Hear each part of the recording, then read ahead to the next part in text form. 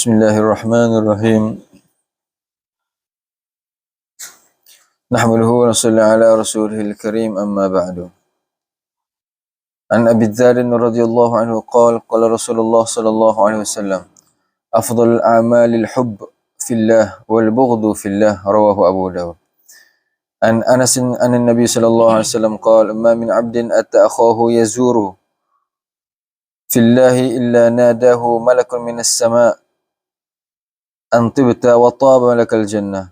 وإلا قال الله في ملكوت عرشه عبدي زار فيا وعلي قراه فلم يرض له بثواب دون الجنة. عن زيد بن أرقام رضي الله عنه النبي صلى الله عليه وسلم قال إذا وعد الرجل أخاه ومن نيته أن يفي فلم يفي ولم يجئ للميعاد فلا إثم عليه. عن أبي هريرة رضي الله عنه قال رسول الله صلى الله عليه وسلم al-mustasyaru mu'taman, rawahu Tirmizi. An Jabir bin Abdullah radhiyallahu anhuma qala Rasulullah sallallahu alaihi wasallam, idza haddatha ar-rajul bil hadits thumma iltafata fahiya amanatun, rawahu Abu Daud.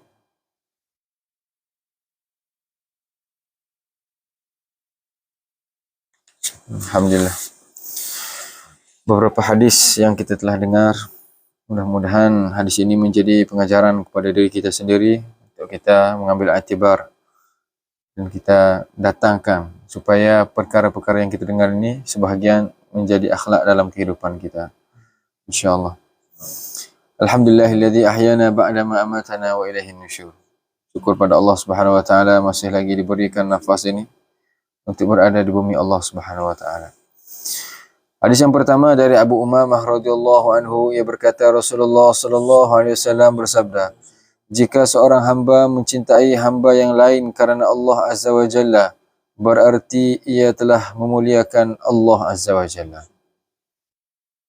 Dari Abu Dzar radhiyallahu anhu, ia berkata Rasulullah sallallahu alaihi wasallam bersabda, amal yang paling utama adalah mencintai kerana Allah dan membenci kerana Allah Subhanahu wa taala. Orang yang mencintai hamba yang lain kerana semata-mata kerana Allah Subhanahu wa taala, berarti telah memuliakan Allah Azza wa Jalla. Kerana apa? Allah sangat suka orang yang memuliakan hambanya yang lain. Tapi perlu ada pembuktian. Sebagai contoh, Rasulullah sallallahu alaihi wasallam apabila memberikan nasihat kepada Muaz bin Jabal radhiyallahu taala anhu, wallahi inni la uhibbuk, sesungguhnya wahai Muaz, aku mencintai kamu. Kemudian Rasulullah SAW sertakan dengan doa di belakang. Bukti apa cinta? Aku kurniakan sesuatu. Dulu kita pernah bincangkan hadis begini. Hari ini kita cinta pada anak kita, kita kurniakan sesuatu. Hadiah itu, hadiah ini kan. Pada isteri kita kurniakan hadiah, special gift kan. Kerana apa? Kerana bukti yang kita cinta pada mereka. Kerana cinta tanpa hadiah, tanpa bukti itu susah dipercayai. Kan? Maka di antara contoh Nabi sallallahu alaihi wasallam, tanda cinta kepada Fatimah, kurniakan tasbih Fatimah. Ada. Dan Rasulullah kebanyakannya apabila cinta kepada seseorang akan kurniakan sesuatu yang sangat bermakna pada sisi beliau. Apakah yang bermakna pada sisi baginda sallallahu alaihi wasallam? Iaitulah amal agama. Bukan material. Bukan wang, bukan dinar, bukan dirham. Ada yang Rasulullah kurniakan, mungkin level mereka begitu.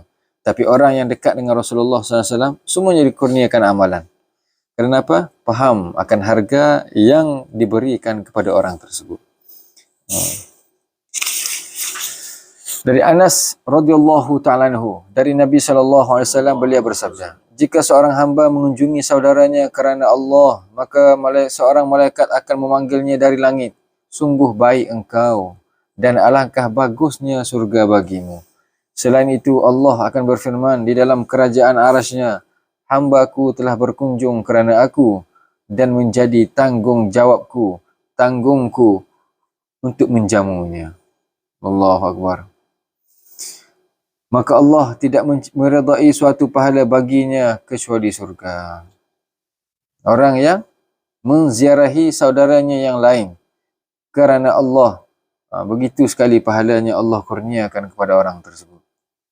Susah sebenarnya ziarah orang, kunjung orang semata-mata kerana Allah. Siapa mau buat? Ha. Melainkan kita ada pertalian yang baik dengan orang tersebut. Kalau kita tak baik dengan orang itu, jarang sekali mungkin. Itu pun nasib baik ada hari raya. Kan? Kalau ketemu di masjid itu perkara biasa. Ini kita datang kepada rumah orang tersebut untuk menziarahi semata-mata kerana Allah Subhanahu Wa Taala. Kerana lagi besar ganjaran pahalanya, lagi sulit perkara untuk kita lakukan. Dari Zaid bin Arqam radhiyallahu anhu.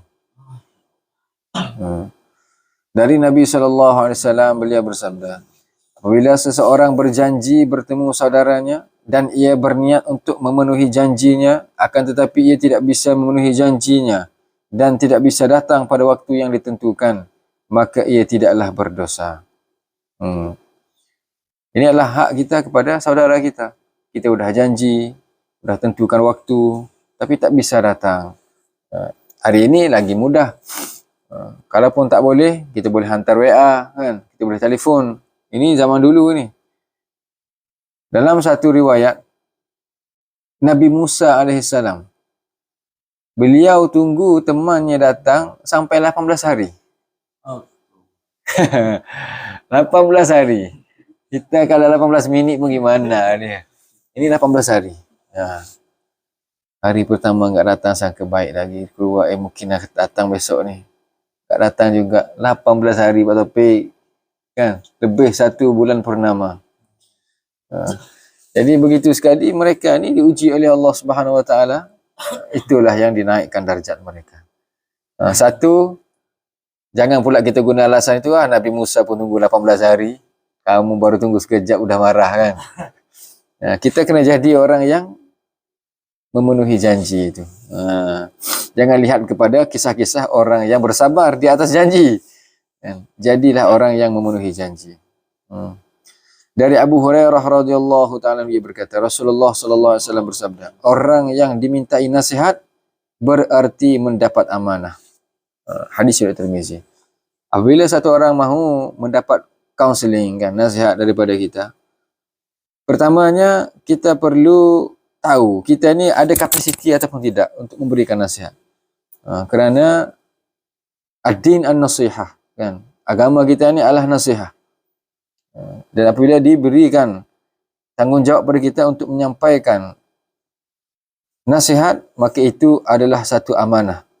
Dan kenapa berada di bawah tajuk, di bawah judul hak sesama Muslim? Kerana mungkin gara-gara nasihat yang kita berikan itu, dia lakukan dan kemudian mendapat mudarat. Kerana kita tidak boleh memberikan nasihat yang benar. Kalau kita tak boleh, kita mundur dulu. Kalau kita boleh, sekadar yang kita boleh. Jangan kita reka-reka sendiri. Apatah lagi kalau dalam bab-bab hal keagamaan. Kan? Fatwa itu, fatwa ini, itu boleh, itu tak boleh. Itu bid'ah, itu syirik, contohnya kan. Tetapi kita tidak ada ilmu langsung. Melainkan hanya mendengar-dengar orang yang mengatakan begitu sahaja. Maka berjaga-jagalah. Kerana setiap perkataan itu akan dipertanggungjawabkan. Dari Jabir bin Abdullah radhiyallahu anhu, ia berkata, Rasulullah sallallahu alaihi wasallam bersabda, jika seseorang membicarakan sesuatu lalu ia menoleh ke kanan atau ke kiri, berarti pembicaraan itu tidak boleh disebarkan.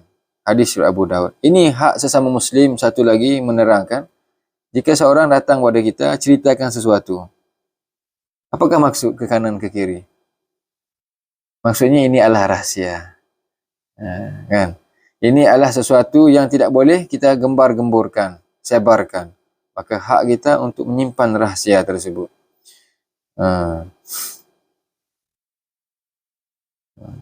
Ini adalah amanah. Perbicaraan itu tidak boleh disebarkan. Sama seperti orang yang meminta amanah itu, meminta nasihat.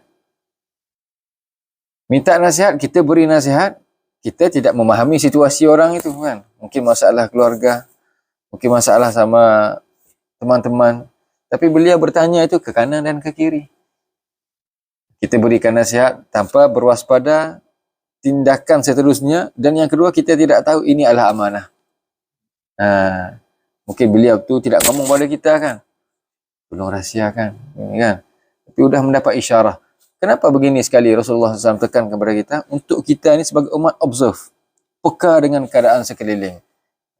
Tidak apa yang kita fikirkan itu sama seperti teman kita fikirkan.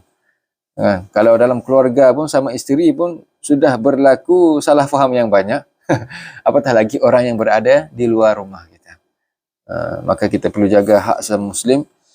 Antara cara paling mudah, yang pertama adalah menghormati orang-orang tua.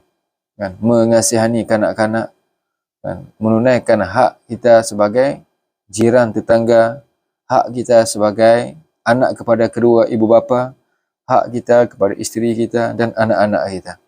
Apabila kita telah berusaha sedaya upaya menuju ke arah perkara ini, insya-Allah Allah Subhanahu wa taala akan kurniakan kefahaman kepada kita bagaimana cara untuk kita menunaikan amanah. Mulakan dengan diri kita. Kalau kita tidak amanah dengan diri kita sendiri, bagaimana mungkin untuk kita beramanah kepada ahli keluarga kita, kepada masyarakat, ataupun diberikan amanah agama. Kemudian lagi susah untuk kita menunaikan segala tanggungjawab amanah tersebut. InsyaAllah mudah-mudahan Allah Subhanahu wa taala kurniakan kefahaman kepada kita untuk menunaikan setiap amanah yang telah dikurniakan, diberikan kepada kita selaku umat Rasulullah sallallahu alaihi wasallam. Mudah-mudahan barakah bulan Rajab ini Allah Subhanahu wa taala kurniakan istiqamah yang berpanjangan, taufik yang berterusan, kesihatan tubuh badan yang tidak ada hujungnya insya-Allah. Yang kita dengar dapat kita ambil iktibar, amal dan sampaikan. Subhanallah bihamdihi, subhanakallah bihamdika, asyhadu an la ilaha illa anta, astaghfiruka wa atubu ilaik.